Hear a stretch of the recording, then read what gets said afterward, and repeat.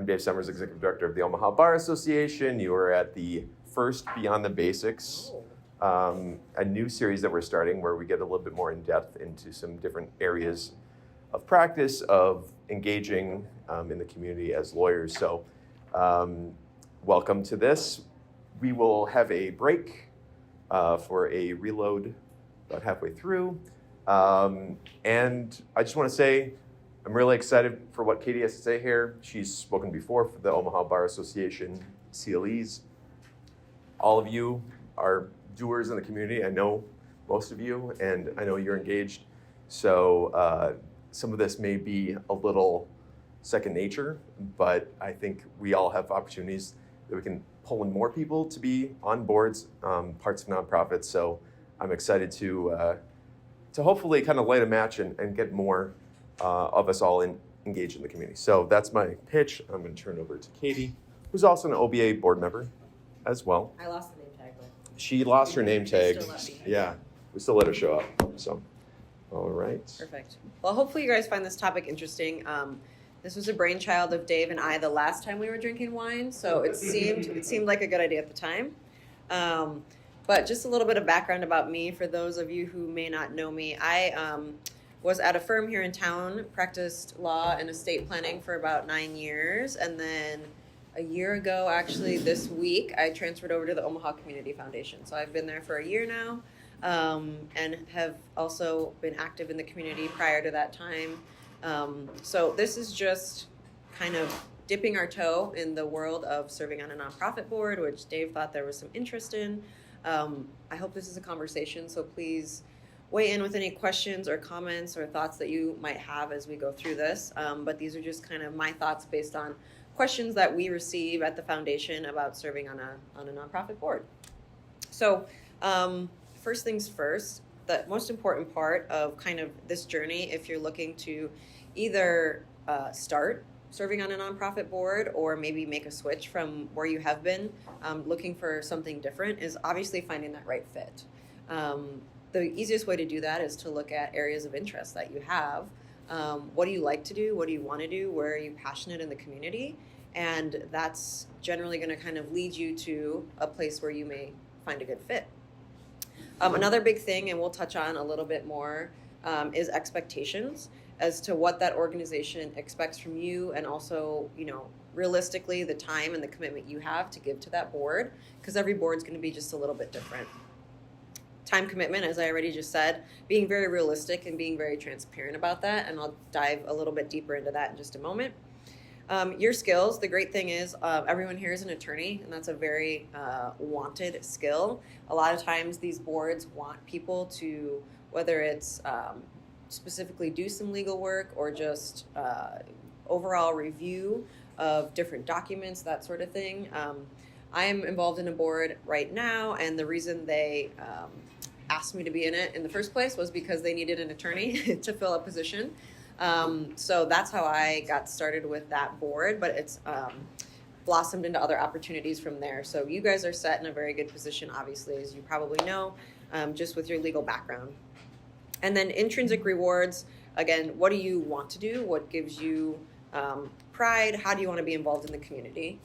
So those are kind of the main things that I would say look at as you're starting to get more involved in the nonprofit world.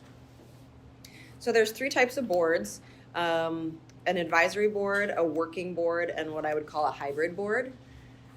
The advisory board is going to be very high-level oversight. You're going to be sort of looking at strategic direction. They're going to be leaning on you for a couple of different things as far as their strategic plan, fundraising, that sort of thing. But as you'll see, I've put on all of these, you're not an employee. So you're not going to really be digging into the day-to-day. You're not going to be doing staff work. They shouldn't expect that of you because that's not what you're there to do. And also, you shouldn't be trying to replace their staff either at the same time. Then there's a working board. That's where you're going to be providing a specific skill set. So that's where they're going to be saying, hey, we need an attorney for this purpose, or we need a legal person to do X, Y, Z. A lot of times you'll see that as well kind of on the subcommittees of those boards. That's, again, where I started, was they needed someone with legal experience to be doing grant review, grant work, that sort of thing. And so a lot of times those committees as well will be very specialized, like finance committees, that sort of thing. And again, being an attorney, you have a great skill set to work on really any of those places. And then a hybrid, which is going to be a combined of that. It kind of just depends on the size of the organization as well as to whether they have a very distinct type of board or whether it's just going to be more of that hybrid. I'd also throw really a fourth category in there that's not per se a board but a guild. So that's going to be strictly for fundraising on a volunteer basis, but a lot of times people maybe don't know what they're signing up for when they sign up to be on a guild. And so that's going to be, you're just going to be doing fundraising. You're just going to be throwing events, that networking. You're not going to really be doing anything else. It's just that fundraising piece of it. So that kind of ties into the next slide, which I have as the organizational life cycle. And what does that really have to do with anything, or why are you thinking about that when you're going to be part of a nonprofit board? And it really depends on what you're looking to get out of the experience and what you want to do as part of that board. So some people may want to be really part of a new emerging organization that's just getting off the ground, and they want to really dig in and be part of that opportunity. And so that's when you would be looking for that type of an organization with a board that maybe doesn't have as much structure. Maybe they're asking you to do more than a board that's been around for a while and has very distinct roles and committees. Some people want to be part of an organization that's in a growth phase. So they really want to be part of a new project. Maybe there's a capital campaign that they know that organization is running, or a very specific, again, phase of growth that they really want to be part of that, and they want to have a specific purpose. So then you want to look for an organization that's in that phase. Some other folks want to just be part of an established board that has, a set routine. They know what they're signing up for. That's kind of where I was when I signed up for the board that I'm currently on. Was I know there's quarterly meetings, long established organization. I know exactly what I'm getting into. There's really not going to be any surprises. And so that's just something to kind of keep in mind, because it's very important to make sure that, again, your interests, your time commitment, and how much of a difference you're looking to make in these organizations matches with where they are at and what they have the capacity to do. So how do you get on a board? The biggest thing, obviously, is going to be your network. So do you know board members? Do you know people who work at the organization? Do you know a major donor at that organization? That's generally how most people get connected with these boards. Maybe it's, through clients or something like that. That's probably how you're going to generally get connected. Also serve on a committee. So in my personal experience, that's what I did first, is I served on a committee, got to really know exactly what the board was doing, what the organization was doing. Is this something that I want to make more of a time commitment to long term? And again, you guys are all in a great position to really be on probably any committee, whether it's governance or finance or anything, because of your legal background. So you're very well suited for that. Volunteering as well. That's how, I would say a lot of people get involved as well, is you just donate your time. You're working with the organization, you learn more about them, and you want to be more committed to what they're doing at that point. Sometimes, transparently, it's just going to be where you work. Maybe that organization gives a lot to a certain, another organization. Maybe your employer wants you to be a part of a board, and sometimes that's just, how it happens. The biggest thing I would say is when you're thinking about either being on a board, transitioning to a different board, or transitioning to a different role as part of this board, maybe moving from a committee to an actual board member, is don't overcommit yourself. I mean, I think that goes without saying, but I guess I was surprised myself with the number of outside events that I had to go to outside of board meetings. So there's fundraising, meetings, there's lunches, which are great networking opportunities. If another board member comes to you and just wants to have a lunch with you, wants to have a meeting with you, wants to introduce you to a client, that's what you want to get out of this. But then there's also number of events, events that I didn't even know about, that sort of thing. So it just kind of adds up, and you have to think about really, where are you at in your career to give that time commitment? Is that something you want to do? Do you want to have another full-time role, really being an advocate for this organization? Or do you want to kind of take more of a back seat and maybe just serve on a committee, and have a little bit of a lower commitment. Again, think about that time. I kind of already touched on that. And then terms and term limits, I think, is an important thing as well. What are the term limits? Can they be renewed? Are they generally expecting you to serve more than one term? Kind of historically, what happens there? That's not something I've always been good at asking, but if there's the expectation, like when your term is up, you're going to be done and you're going to move on, is that, again, historically what's happened? Or is it historically that you just stay on as long as possible and they're really going to kind of milk you for that commitment? So you just kind of want to know that, again, going in. More is not always better. So again, really make sure that you're on boards that are you want to be involved in, you have the time to be adequately involved in, and you know what you're signing up for. So as far as board member expectations, really from the nonprofit side of things, the biggest thing is obviously fundraising. Not every board will tell you that we expect you to be fundraising, or they'll say, no, you're a board member, you're not, we have a team for that. But it kind of goes without saying that the expectation is you're out in the community, making an active effort to do some fundraising, at least get awareness for these events, whether it's your company buying a table at an event or you making a personal donation. I mean, the biggest thing that they love to say is, 100% of our board members have committed this year to personal fundraising, or that they've all made a personal commitment. So there's going to kind of be that expectation, which maybe not everyone early in their career wants to make. So again, that's just something to know. Is there going to be a financial expectation? What is that going to be? Some boards have kind of like set amounts that they would look for. Some just say contribute what you can. But again, you just want to know what that expectation is. Attending meetings, ask, is it monthly? Is it quarterly? Is it more frequent than that? If I'm also going to be on a committee, how often is that meeting? What does that look like from a time commitment? Governance, most boards operate under Robert's Rules of Order. So knowing that, I think at this point, everyone's probably been on a committee or a board or an organization that uses that and is familiar with that. And the other biggest thing I would say for people who maybe haven't served on a board before is come prepared. So read the packet. If they send you a budget, if they send you information that they're going to be talking about, the worst possible thing is to show up and be caught off guard if somebody asks you a question that you don't know the answer to, or says, hey, what's your opinion on this? And you're like, what are you talking about? I wasn't listening, that sort of thing. So at least be prepared, even if you just have questions. I would say that's better, and knowing what's going on than just showing up and expecting, everyone else to kind of carry on the conversation, because you're there for a reason and they do want your input, and you're there to contribute. So another big piece of the expectations is knowing the financial structure. So the way nonprofits operate, and I know some of you work at nonprofits, is obviously a budget for a normal, for-profit business is very different than a nonprofit. And so knowing how those kind of differ, and as a outside person looking at that, know what you're looking at. Is there a large project coming up? Is there a capital campaign coming up? What are we looking at?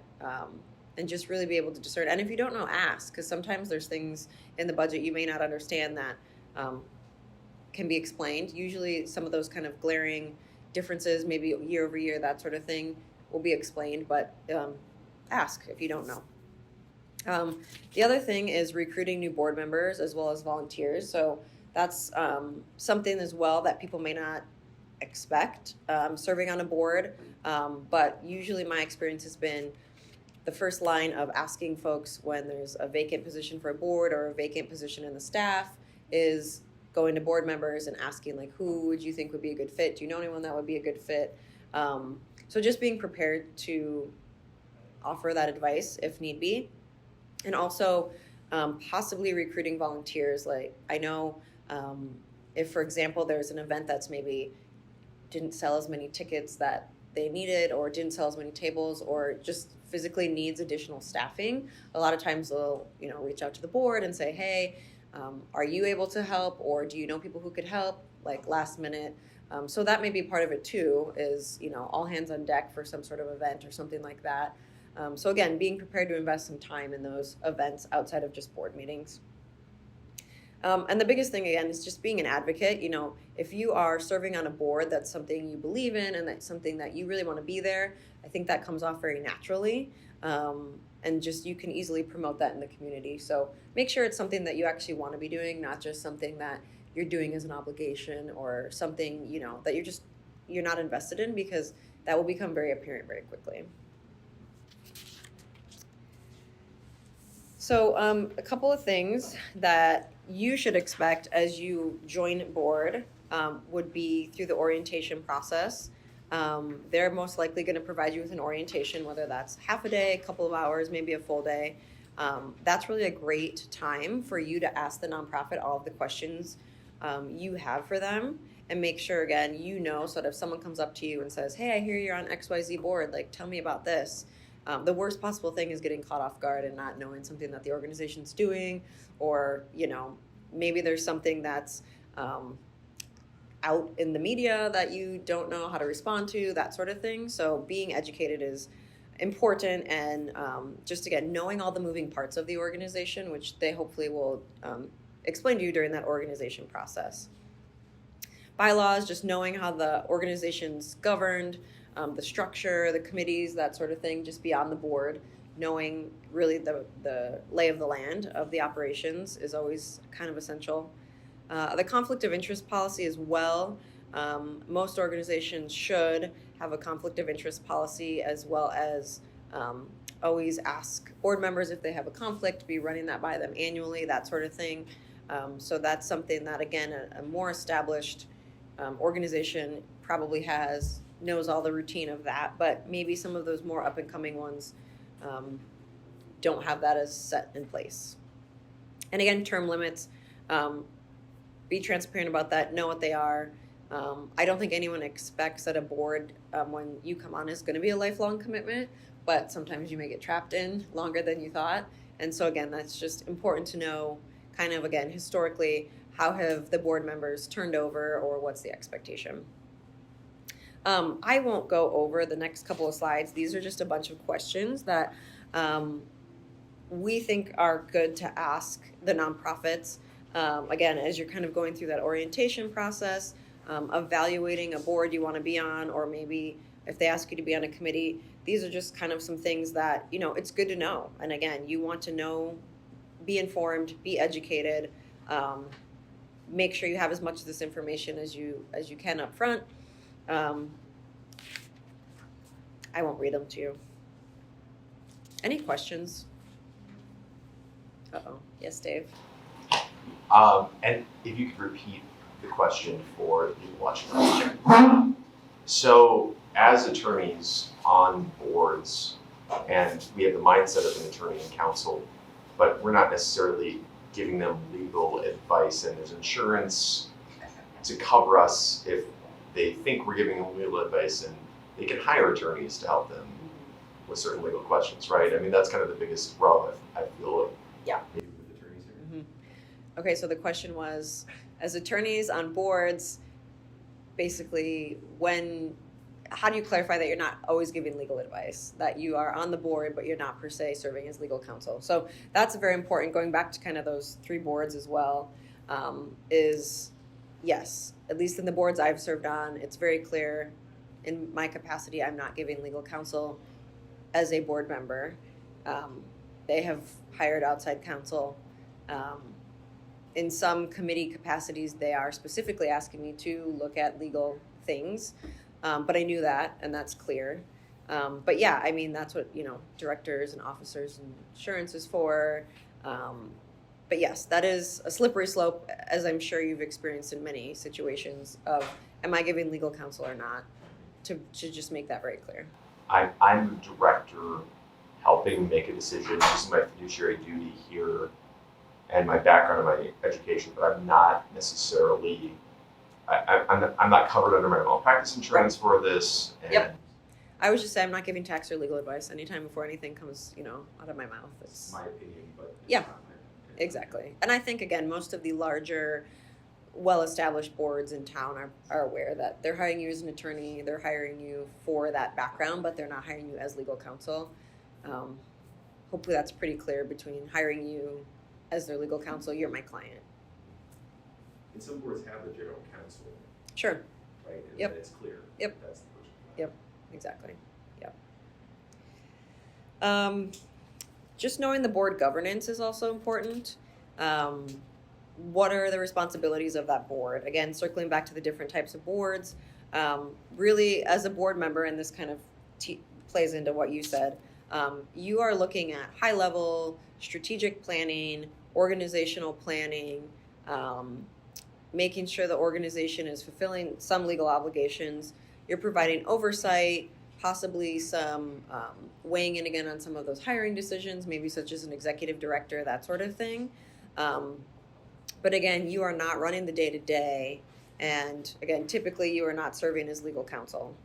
Another important thing is making sure that the board and the organization as a whole talks about crisis communication. So if something were to happen to one of the key members of this organization, does the board have a plan for that? How would this organization essentially stay afloat? As well as succession planning. If someone happens to leave in one of these key roles and we're not able to fill it immediately, is there a plan for that? Again, kind of that higher level strategic planning is why you're there, not that day-to-day, you're not a staff member. And so we've touched on this a little bit, but one of the other important things is talking about when to leave a board. So typically as a courtesy, serve your full term, obviously. There may be reasons here or there as to you need to leave, but typically we would say serve your full term. Establish a minimum both on your side and the side of the organization. So if you're at maybe a smaller organization or an organization where there aren't set term limits, it would be great to be upfront about how long you want to serve on that board, what the expectations are, and again, really for consistency and coherentness of the board, it would be nice if you're on there for a couple of years, typically, if they want you, to serve a term of maybe 1 or 2 years. Just again, so that they're not constantly having to find new board members, because that's a lot of work as well for them. And sometimes those positions stay vacant for a period of time because they really want the right person for their organization as well. As well as provide notice. So if there aren't, again, those set term limits, or there aren't, most organizations are going to have staggered terms so that a lot of board members aren't going to be leaving at the same time, right? So that there's only going to be maybe 1 or 2 vacancies at a time, which is better. But again, you want to, I don't have to say it, but you always want to leave every relationship on a high note. So providing that notice, again, making sure there's transparency about what the expectations are, and understanding too that it is work for them to go recruit new board members. It's not great to just kind of be coming and going. So one thing I would be actually interested in sort of having a discussion in the room would be, if you guys are on any nonprofit boards, where are you currently serving, and sort of what issues have you experienced or seen, or questions as you've kind of gone through this process for maybe some of the younger attorneys who are here or maybe watching this back for their free CLE on demand, as to kind of what to look for, what have you learned from your process that you've been through? If anyone wants to share, I will repeat the question to the at-home audience. And Andy can't talk though, as president of the Omaha Bar Association. He's sworn to silence. I've got a gag order. Yeah. I serve on the board of the First Trip Project, Omaha. We collect furniture and give furniture to people in need. I started I did some fundraising with a friend who had been an Omaha firefighter, Drew Gerken, who had been doing it on his own for years. And he's like, "You're a lawyer, and I think I need to be in a nonprofit. I think I actually need to set something up because people want to give me money and I tell them to write a check to me and they're uncomfortable with that." And so from the ground floor, working board, now we're more of a hybrid board, grown the board to people who weren't friends and family. I think I'm the only friends and family board member left. But just transitioning the nonprofit as it grows. We're very much in the growth phase. And it's exciting to have been there from the beginning and kind of see. It's interesting. I would like to stay there and continue to serve there, but it's one of those things. It's growing bigger than all of us, which is fantastic. Like, I feel like I can step away and it's in good hands. Sure. But some of the issues is really when we were talking about that distinction of, especially from a working board to more of a hybrid board, that distinction of, am I a board member or am I giving legal advice? Because in parsing that out and making those lines clearer, because at one point they were very blurred. Going through and establishing, getting policy insurance and all those issues that start from a baby nonprofit to a toddler now nonprofit. But, a lot of those issues of not having kind of that established framework and setting that up has been good. I think that's a good point. Insurance. All boards should have insurance. Can you have too much insurance, Katie? I don't think so. James Boson, who's not here, would certainly Yeah, say where is he? Also. can't have enough insurance for a nonprofit. Yeah. But whether or not if you get sued one time, it could break the whole nonprofit, right? One thing to keep in mind too, when you fill out your own professional liability policies, make sure you declare on your form, your application forms every year, what boards you're on and what your duties are, so that those things can get included, because sometimes the practice carrier will not want to have to insure you, or they'll raise the premium.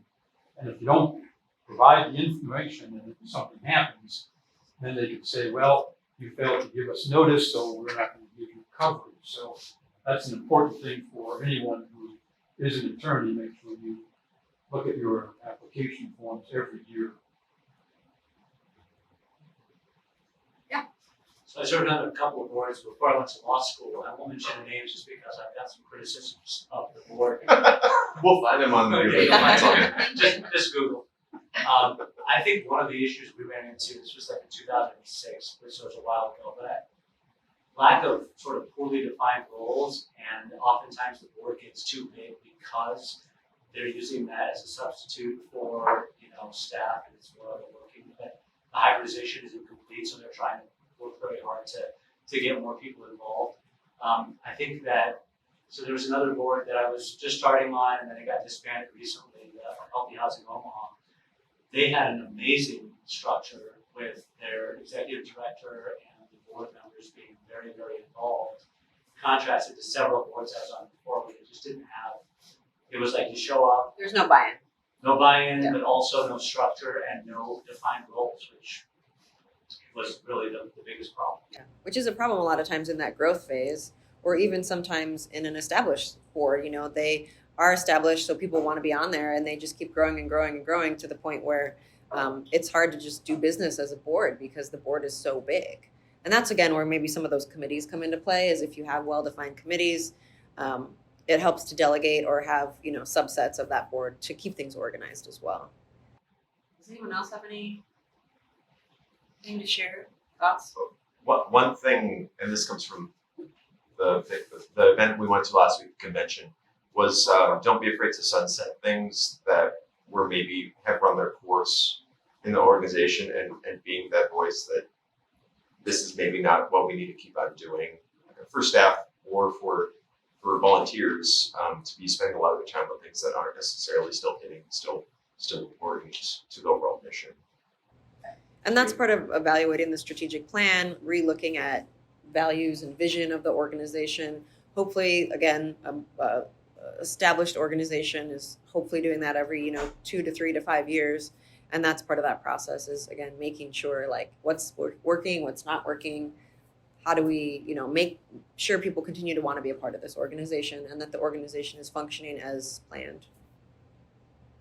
This might seem quite basic, but I have not joined any boards, mostly because I don't understand what my transferable skills would be as a criminal defense attorney. I sure hope I'm not having any skills that would impact, directly. So I just struggle understanding what I could bring. When people say, "Oh, you're great, it's great, you're a lawyer," we could really use you. How? you still like have the skills of analyzing, reading, evaluating everything you were doing in law school. You know, maybe again, you're not applying that necessarily every day, but you bring a totally different perspective, which I didn't understand honestly until I got out of kind of the legal world and went more on the nonprofit side of things, of just how your brain analyzes things based on, you're always looking for the legalities. How is this going to go wrong? What are, you know, where are there holes in this? Because your brain is always kind of on, I guess I would say, high alert of looking at it from that perspective of, yeah, how could this go wrong? Where could there be a problem? Which is honestly a great transferable skill because you're really evaluating it from that perspective of where do we have liabilities? How may this, you know, appear in the general public that maybe somebody who's really invested or hasn't thought through, like, this could potentially be a legal issue where we could get sued for this. So regardless, I think, of the area of law that you practice in, you 100% have transferable skills. Just things you do daily that you don't even realize you're doing, and the way you're evaluating things is what you'd be doing on a board. I'll add to that a little bit. There's so many criminal justice nonprofits too. True. That would Yeah. love to have you. True. So, you know, like if that's your passion, looking at those, like you said in the first 5 minutes, is finding something that's really interesting to you. One of the things I wanted to add a little bit is I have had a hard time saying no on boards throughout my career. So I've been on a ton of boards, from working boards to, you know, now just advisory, which is kind of nice. But when you're young in your career, the working boards are kind of fun. But it is, I think, a lot of asking questions of what is my responsibility going to be, so you know what the time commitment is, like you talked about. One of the things, though, and maybe this is sort of like boards 102, is moving from 501c3s to 501c4s and talking about advocacy and policy work. That has been a real learning curve too, right? I mean, what you can talk about versus what you can't talk about in policy and advocacy work, from a 501c3 to a 501c4. So maybe, I don't know if you have any points to talk about for that a little bit. I think that would be a great boards 102 that Tracy can give. Yeah. Well, And this is something OCF has, and every time I talk to OCF, I'm like, what are the great 501c3s that we can support? And y'all are so non-political, not advocate about anything, right? I mean, you don't want to make anybody upset that you're not supporting them. And so there's kind of a box on what you guys can get into when it comes to that, right? So it's only 501c3s at OCF? Yeah. Yeah.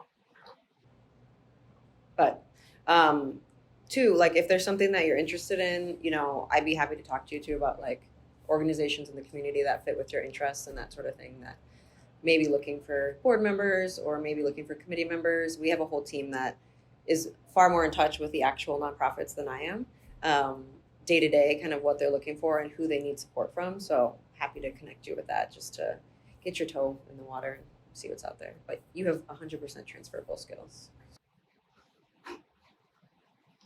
I have a question, Katie. What other sources besides board source, you know, as we're trying to do the right thing as a board, can a board turn to? I mean, you know, we have some guidelines, but I'd say as a board, we're seeking to do the right thing all the time, make sure everything's on the up and up, and I think we're in pretty good shape. And what else should we be doing? That's my mind going, what else should we be doing? I found for a lot of like previous clients that I had that were more startup nonprofits, or maybe they're in that growth phase, bouncing ideas off of other more established nonprofits who have been through that, or maybe are, you know, we see this is where we want to end up, or even if it is maybe doing a similar lane of work, just to know like what they've been through, what issues did they have. You know, I don't feel like a lot of nonprofits view each other as competitors, like we're doing this, we're doing that. So a lot of times just bouncing ideas off of other, like have the executive director call this executive director, or you most likely know a board member on that board, or we can find one or connect you with one. And I think that that's been helpful for a lot of people. Yeah. Okay. Well, if nobody else has any specific thoughts on that. I'm going to do one quick shameless plug for our chartered advisor and philanthropy program. We do that through the Omaha Community Foundation, and it's a great program to really learn more about the nonprofit community, not only in Omaha, but just philanthropy in general. So it's a 9-month program. The students in it are attorneys, financial advisors, accountants, and then folks from nonprofit organizations. It's going to be basically an equal split between all of those practice areas. We usually put about 20 people in the class a year, and we are, I would say, definitely in need of more attorneys that are interested in that program.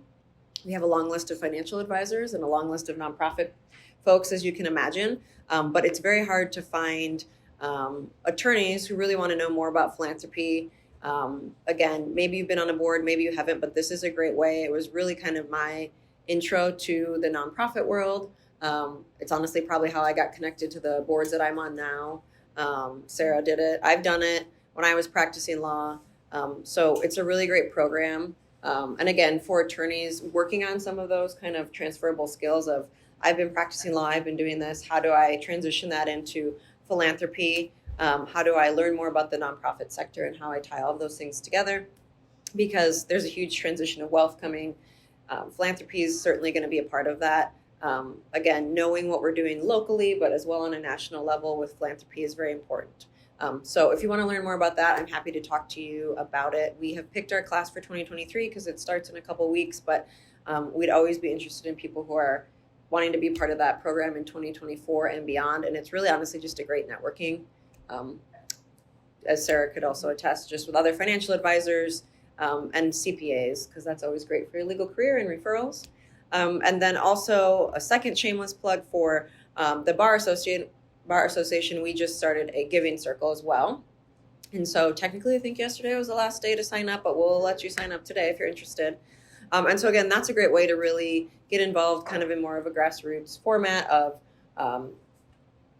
seeing what other folks in the OBA and the circle are interested in supporting, meeting with those nonprofits, hearing more about their mission, vision, and values, how we can support them. And so it's our first year, we're just starting it. But so if you want to be part of the Bar Association's Giving Circle, we are taking members actively and would love to have you as well. Katie, one last question. Yeah. I can move this back so that it's not out of order. Makes sense. The video. So in California, you cannot do a full vote of the board via email. There has to be a meet and confer of some sort. It can be Zoom, it can obviously be in person. But you can't just take that vote online for Is board this like a bar question? business. Like, am I taking the bar right now? I'm just wondering, is this a thing in Nebraska? No, not that I'm Thank aware of. goodness. Then I haven't been No, doing anything wrong. But I does was, anyone? I don't think so. but the idea being that, the board can't do its full Sure, duties. Look at it, duties, if it's just done over email. I know that's something that typically would be spelled out like in the bylaws is like you can do this via, telephone, Zoom, electronic mail. I don't think there's any prohibition that I know of doing business. To be clear, this is not legal. Yeah, I'm not giving. Read. Is that in here somewhere? Yeah. So Thank you. we started using Cut all of this out. I don't know what I'm We started talking. using software where You can have your board meeting notes and your action items and your minutes and conversations all on a system. You log in, it's all right there. You have all the historical records, share file. So you can see it all right there. That's where everything takes place. But Nothing that apparently I'm aware certain, of. certain jurisdictions where you're in violation because you have to have a meeting confer, which you can do a short Zoom, but you have to have a quorum Yeah. and everything like that. So while it's good to have all that information, apparently it's not always great. You want to talk about board management software though? I'm the guy. So. And these are just some handouts that I thought were helpful. I'm not obviously going to go through them, but I thought they were helpful. Again, just kind of high level information on some of the things we talked about today. So.